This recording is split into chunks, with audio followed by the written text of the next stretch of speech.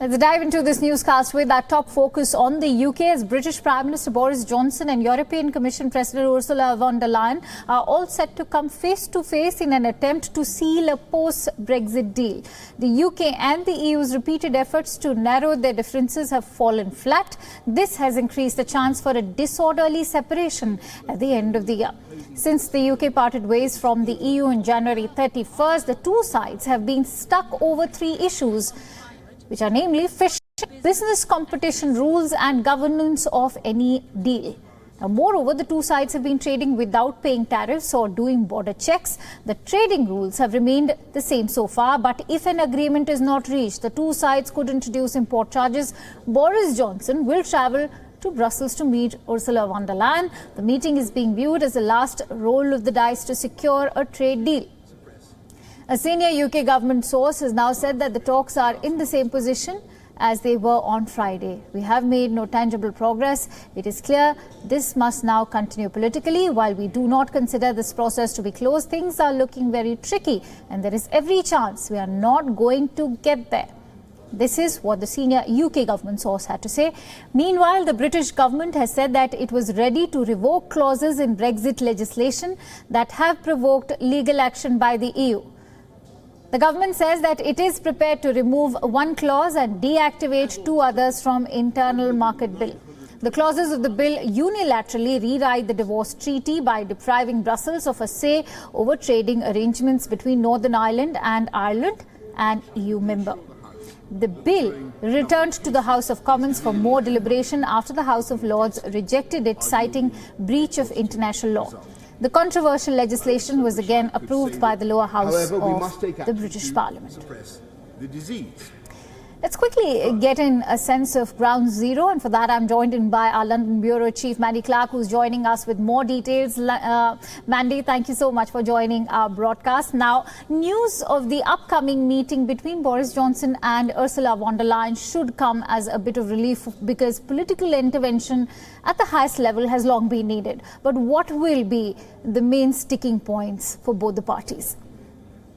Well, it's a foggy day in London and clarity on the way forward is equally murky. So the sticking points, of course, as you pointed out, is those fishing rights. Now, it doesn't make up for a lot of the British economy, but it has been a main sticking point. And the EU country that would suffer the most is really France, who uses the UK fishing waters to collect liquid shellfish.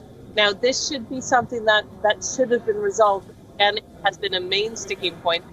It would be a pity if everything becomes undone for this. The other issue is that the EU would remain under EU law in perpetuity forward. And that is a big issue for a lot of the Brexiteers who the main reason they wanted to leave Brexit is that they would have the right to define their own laws, especially when it comes to trade with the EU. So the EU is worried that Britain would go around and undercut their suppliers. They want them to stick to the same rules, what's known as a level playing field. Britain seems opposed to that because they want the freedom to make up their own trade deal. Right. That's a hard one to resolve, really. And that's why we're seeing Boris Johnson go over.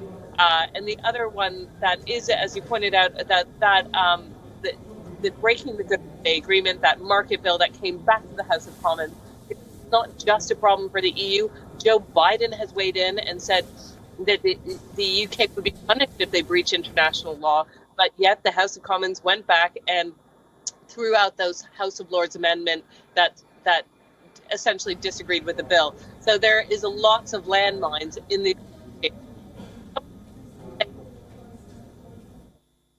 to beg for an agreement. Others saying he's taking the fight to Brussels.